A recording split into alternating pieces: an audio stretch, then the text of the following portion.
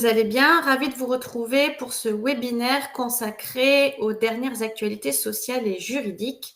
Je vais faire un point avec vous sur les positions importantes de jurisprudence qui sont venues donc nous apporter des précisions, des nouveautés, voire même confirmer d'autres jurisprudences. Alors, j'attaque directement avec un arrêt de cour de cassation du 18 septembre 2024, numéro de pourvoi 22-22.782, où on nous parle d'accident de travail et le rôle du juge concernant la reconnaissance de l'accident de travail, puisqu'un salarié donc s'est vu refuser la reconnaissance d'un accident de travail bien que validé par la Sécu, donc par la CPAM. Le rôle du juge est de vérifier uniquement en fait le lien entre l'accident et l'inaptitude, ainsi que le fait de savoir si l'employeur en avait connaissance ou non.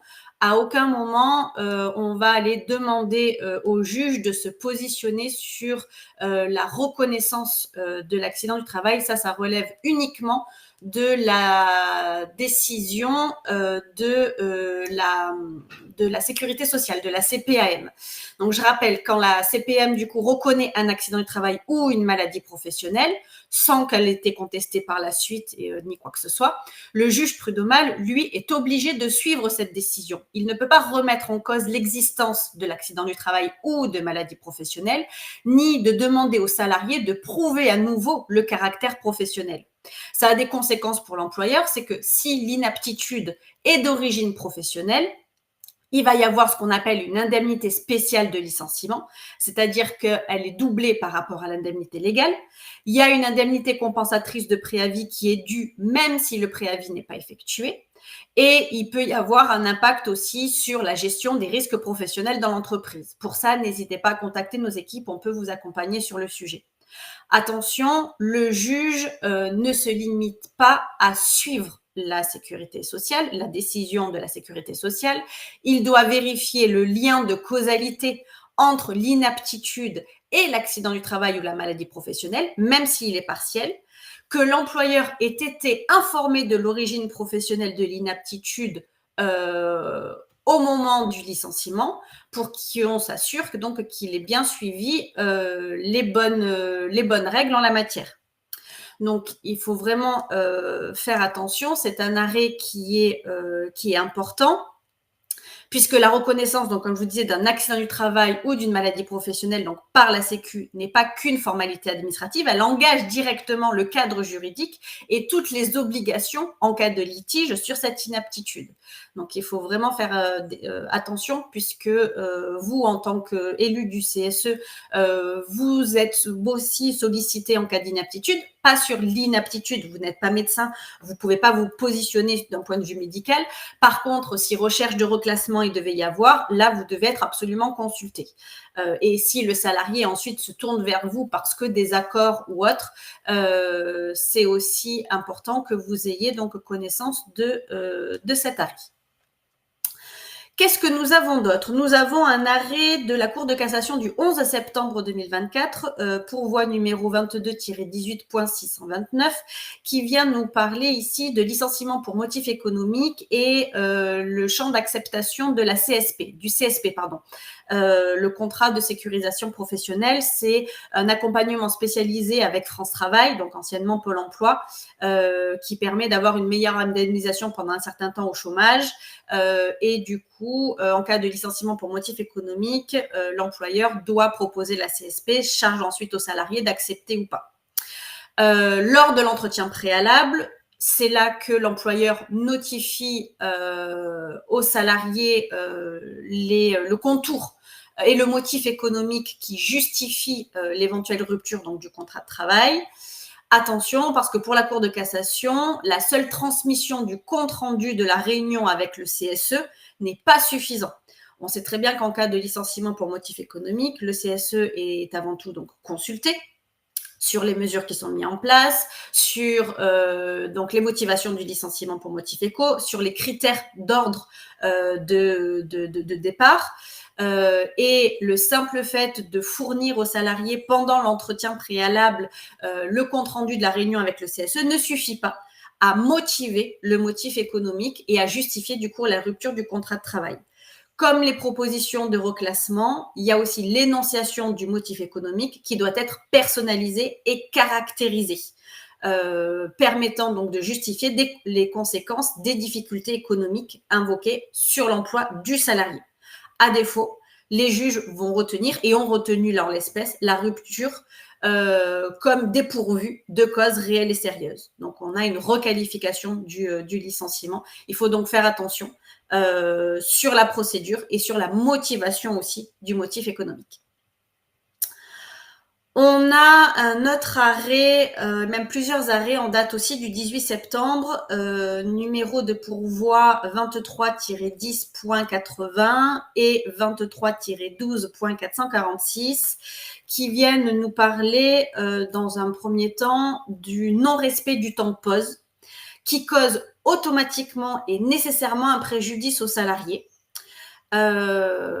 Quel que soit, même si le salarié n'invoque pas un dommage ou un préjudice. La reconnaissance, elle est automatique. Le salarié, pendant son temps de travail, à partir du moment où il effectue 6 heures de travail, doit avoir au moins 20 minutes de pause. Ça, c'est ce qui est prévu dans le contrat de travail. Attention aux dispositions conventionnelles ou des accords d'entreprise qui peuvent prévoir des temps ou des mesures plus favorables. À ce moment-là, c'est ça qui devra s'appliquer.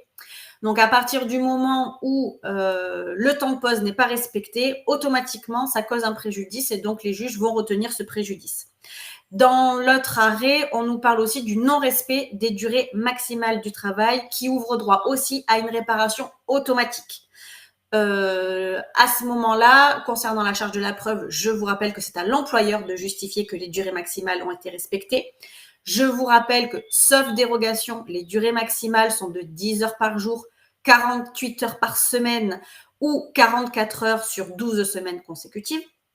Attention, hein, sauf dérogation. Donc, il faut bien vérifier dans vos conventions collectives et dans vos éventuels accords d'entreprise. Encore une fois, n'hésitez pas à contacter nos équipes si vous avez besoin d'un accompagnement sur le sujet. Donc là, dans ces deux arrêts, on vient nous dire que sans que le salarié ne soulève un préjudice quelconque et ne rapporte la preuve d'un préjudice quelconque, le simple fait de ne pas respecter les temps de pause et de ne pas respecter les durées maximales du travail ouvrait automatiquement droit à réparation. On vient ensuite, dans un arrêt de Cour de cassation donc du 2 octobre, nous donner des précisions concernant le forfait jour, donc les cadres au forfait jour, et le fait que les mesures de suivi de la charge de travail ne sont pas respectées. Ce n'est pas une mesure qui est facultative, c'est une mesure qui est obligatoire.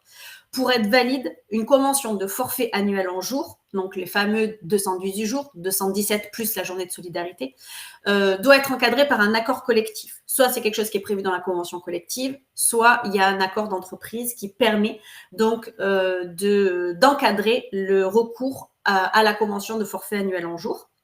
Et les stipulations de cet accord collectif doivent permettre de garantir le respect d'une durée raisonnable de travail, ainsi que des repos journaliers et hebdomadaires, au moyen notamment d'un suivi effectif et régulier de la charge de travail du salarié. C'est précisé comme ça. Il est également impératif pour l'employeur de s'assurer des mesures de suivi de la charge de travail qui est prévue par l'accord. Ce qui résulte du litige, donc de l'arrêt de Cour de cassation du 2 octobre, c'est qu'une convention de forfait annuel en jours ne peut pas être validée sans que les juges s'assurent que l'employeur applique bien les prescriptions conventionnelles et s'assure du coup du suivi de la charge de travail. Donc, à minima, un entretien annuel, s'assurer aussi qu'il y ait un suivi des heures des journées de travail et de comment sont articulées ces journées de travail pour qu'on se retrouve à assurer la sécurité et les conditions de travail de chaque salarié, même ceux qui auraient un degré d'autonomie tel qu'on ne peut pas quantifier en heures et qu'on applique du coup cette histoire donc de cadre, de forfait jour. il faut quand même s'assurer que chaque cadre au forfait jour ou personne qui bénéficie d'une convention en forfait jour respecte les durées maximales du travail, respecte les durées de repos et que ça ne revienne pas à faire 15 heures par jour tout le temps, puisque je vous rappelle encore une fois que quand on est en forfait jour, qu'on travaille 2 heures sur une journée ou qu'on en travaille 10 ou 11, ça revient à une journée et sur un décompte donc de 1 jour sur la convention de forfait. Autre arrêt de Cour de cassation, du 3 juillet 2024, pourvoi numéro 23-12.340. On est dans le cadre d'un CDD et du refus du CDI qui exclut du coup l'indemnité de précarité. La jurisprudence donc est venue rappeler ce principe, c'est qu'un salarié embauché en CDD avait annoncé pendant son contrat de travail qu'il ne souhaitait pas poursuivre la relation de travail au-delà du CDD. L'employeur lui a quand même malgré tout proposé de transformer son CDD en CDI.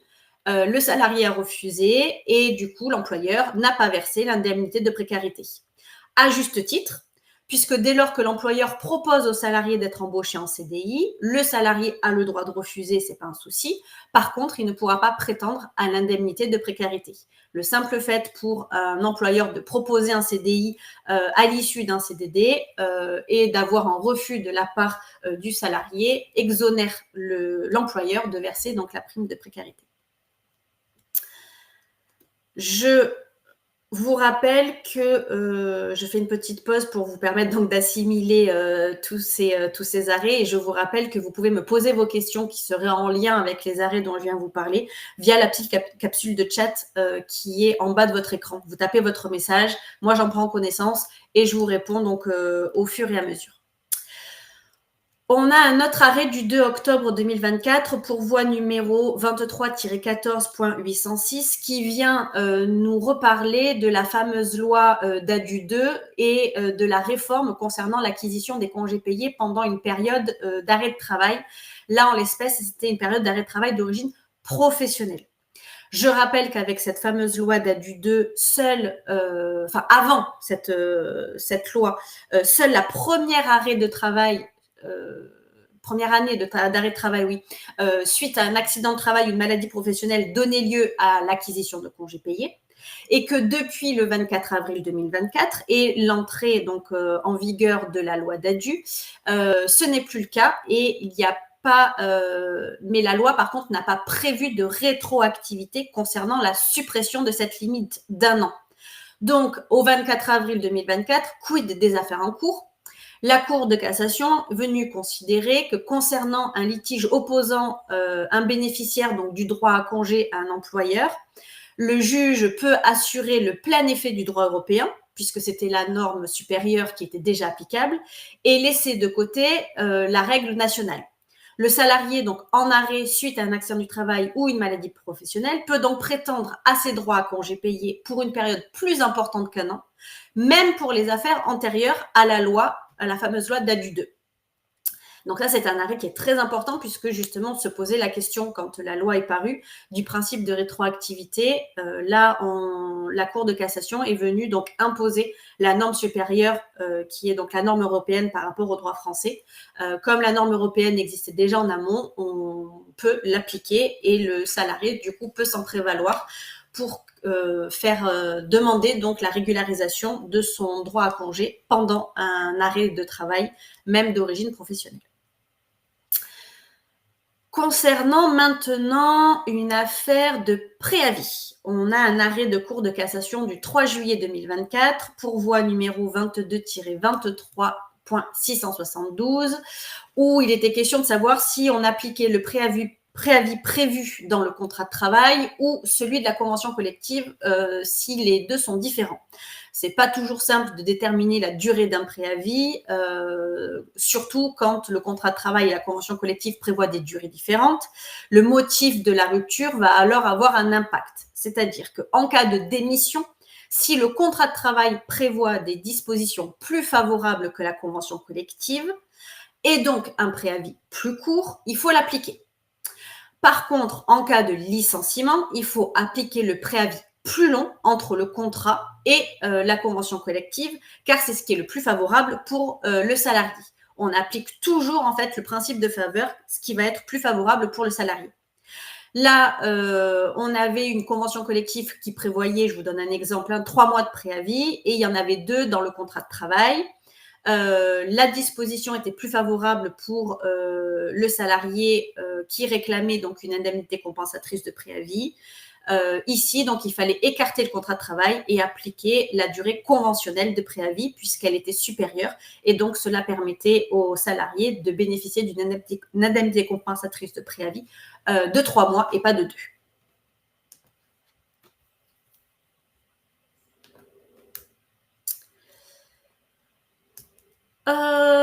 Qu'est-ce que nous avons d'autre? Nous avons un arrêt de Cour de cassation, pourvoi numéro 23-14.429 qui vient confirmer que l'employeur ne peut pas fournir des documents portant sur l'exécution du contrat de travail dans une langue étrangère, sauf si les documents sont reçus de l'étranger ou s'ils sont destinés à des étrangers. Donc, un salarié qui se voit remettre, par exemple, une feuille d'objectif en anglais ou un contrat de travail en anglais peut obtenir que ce document ne lui soit pas opposable. Donc, il faut vraiment faire attention. Quand on est sur du droit français, on vient appliquer donc la langue française et tous les documents en lien avec le contrat de travail doivent absolument être réglés par le droit français et donc par la langue française. Nous avons un arrêt qui est assez récent.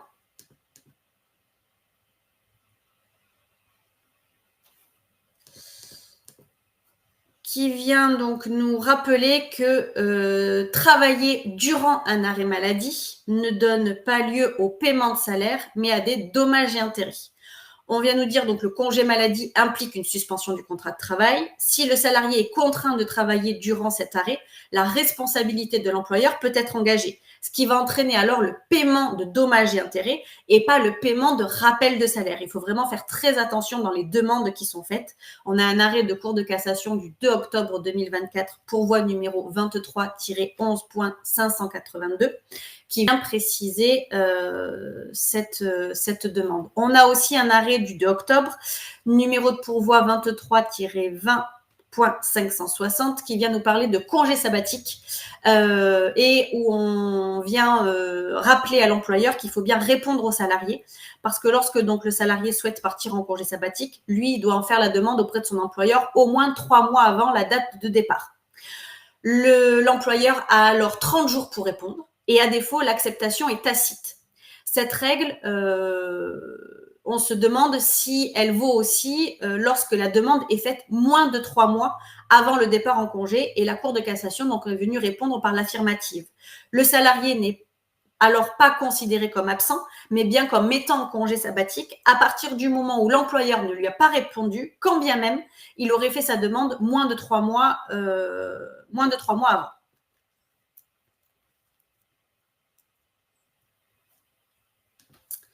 Je regarde à nouveau si vous avez des questions.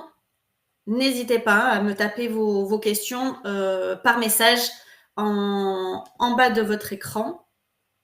C'est important.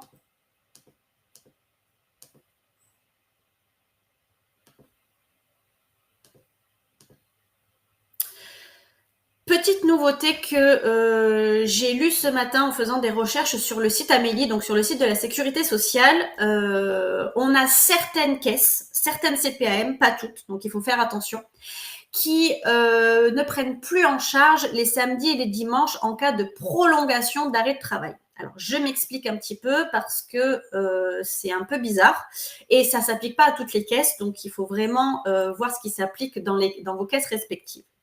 Là, j'avais le cas de figure donc d'un salarié qui tombe malade, donc il va voir son médecin traitant, il va lui prescrire donc un arrêt de travail, ce qu'on appelle un arrêt de travail initial. Côté sécurité sociale, le salarié va être indemnisé, il va percevoir donc de la part de la Sécu des IJSS, des indemnités journalières de la sécurité sociale. Il y a toujours ce fameux délai de carence de 3 jours qui s'applique. Des fois, ils ne s'appliquent pas dans certaines conventions collectives, mais ça, c'est un autre sujet. Si à la date de la fin d'arrêt de travail initial, le salarié ne peut pas retourner travailler, il va devoir aller voir son médecin qui va pouvoir donc le prolonger. Et on appelle du coup ça un arrêt de prolongation. Donc, il est dans la continuité du premier arrêt. On a le délai de carence du coup qui ne s'applique que sur l'arrêt de travail initial et donc il n'y aura pas de rupture dans la perception des IJ. Ça, c'est jusqu'à présent, c'est assez facile, pas de problème. On a un arrêt de travail du coup qui se termine le vendredi. Le médecin reçoit donc le vendredi pour avoir une prolongation, pas de souci. Dans la vraie vie, des fois, le salarié n'arrivera pas toujours à prendre rendez-vous le jour même chez son médecin et il obtiendra sa prolongation d'arrêt de travail que le lundi suivant, par exemple. Du coup, on a quand même l'application donc du délai de carence de 3 jours sur l'avis initial et pas sur l'arrêt de prolongation. Par contre, on a ce que j'ai vu donc sur le site Amélie, c'est qu'on se posait la question de savoir comment on gérait le samedi et le dimanche quand ces 2 jours n'étaient pas couverts ni par l'arrêt initial ni par l'arrêt de prolongation. Est-ce qu'il y avait quand même des IJ qui étaient versés ou pas? Et a priori, avant le 1er septembre 2024, la Sécu se posait pas de questions. Elle versait automatiquement les IJ pour les jours de week-end qui n'étaient pas formellement couverts par l'arrêt de travail. Ça faisait partie donc d'une tolérance, on va dire. Et depuis le 1er septembre, la tolérance, elle n'est plus appliquée par toutes les caisses. Donc, il faut faire attention parce que toutes les caisses ne se sont pas encore alignées. Et il y a des caisses où il n'y a plus le versement des IJ le week-end, voire même les jours fériés, entre 2 arrêts. On aurait du coup la suspension du versement des IJ. Donc, faites très attention, voyez bien avec votre médecin et voyez bien aussi avec la caisse dont vous dépendez pour vérifier, pour vous assurer que le versement des IJ perdure bien et que les formalités soient bien faites en conséquence. On a un arrêt qui date d'une quinzaine de jours du 16 octobre 2024, numéro de pourvoi 23-15.752, qui vient nous parler de modification de la rupture conventionnelle et du CERFA de rupture conventionnelle à la suite d'un refus d'homologation par l'inspection du travail. Je vous rappelle que quand vous voulez signer une rupture conventionnelle avec votre employeur, il y a un formulaire CERFA spécifique à remplir, que l'administration bénéficie ensuite d'un certain délai, donc 15 jours ouvrables à compter de la réception, pour traiter de la demande d'homologation. Et l'administration peut refuser d'homologuer la rupture conventionnelle, notamment s'il y a un défaut sur le montant de l'indemnité de rupture, un défaut concernant le respect des dates de rupture et tout ça. L'employeur a la possibilité de corriger le montant ou les dates de rupture à partir du lendemain de la date de refus d'homologation. Par contre, l'employeur qui corrige le montant et la date ne peut pas le faire sans soumettre les modifications au salarié. C'est-à-dire qu'il faut avoir la preuve sur le CERFA que le salarié est bien d'accord et a bien validé les modifications. Parce que sinon, le bénéfice du délai de rétractation suite aux corrections de l'employeur serait nul. Et donc, la rupture conventionnelle serait aussi nulle.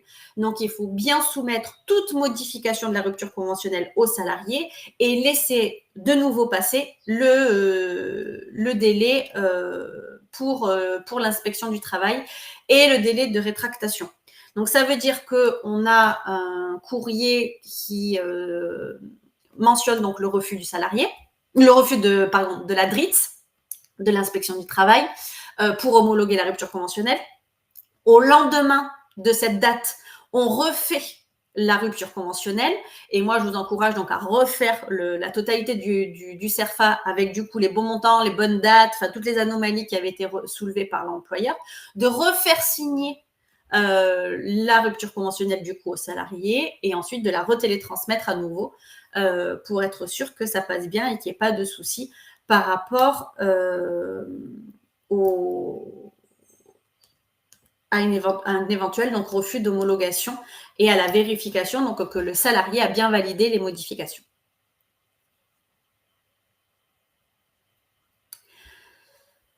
On a 2 arrêts de Cour de cassation, numéro 23-10.853 et 23-10.850, qui vient aussi nous préciser concernant le temps de pause qu'une demande en paiement de rappel de salaire qui serait fondée sur la durée de travail effective qui serait réalisée pendant les temps de pause légaux et conventionnels relève aussi d'une prescription de 3 ans.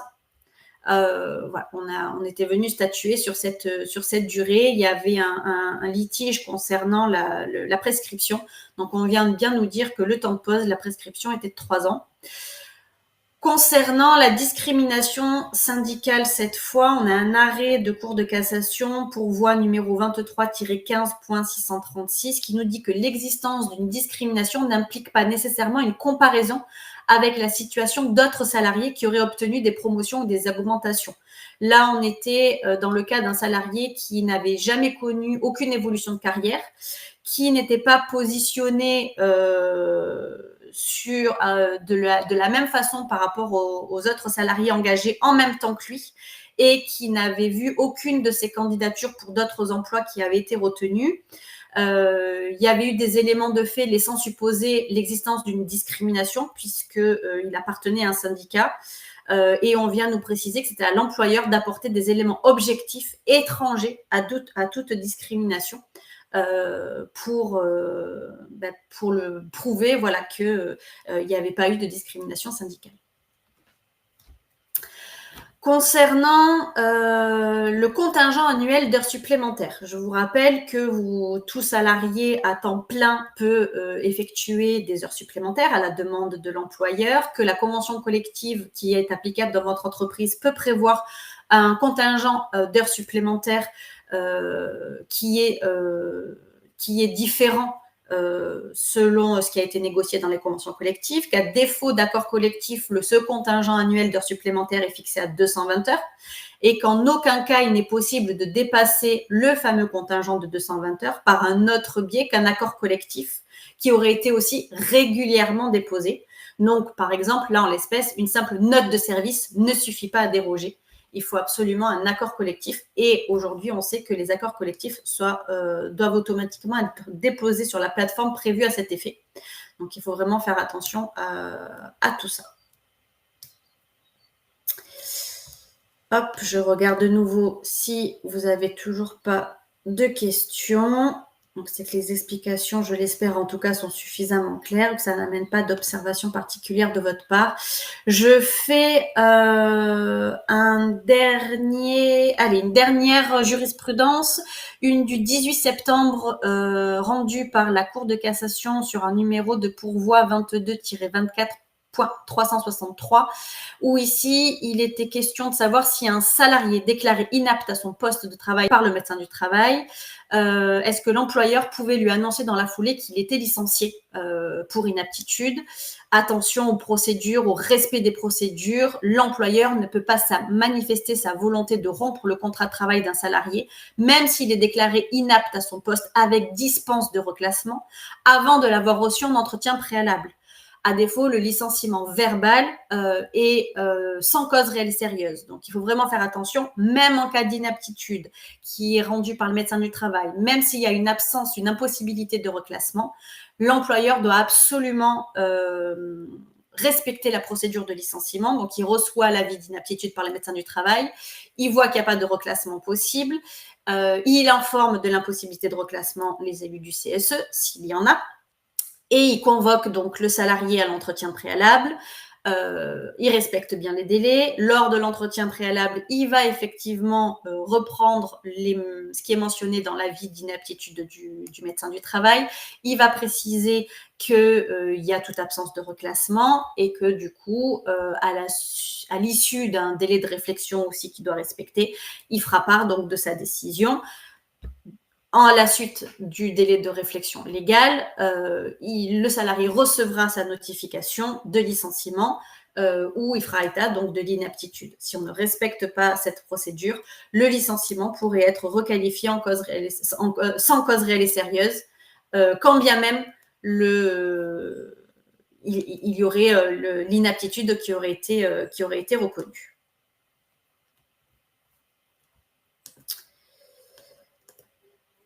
Je pense que j'ai fait le tour des arrêts importants donc de ces quelques dernières semaines et ces quelques derniers mois. N'hésitez pas à contacter nos équipes si vous avez des questions.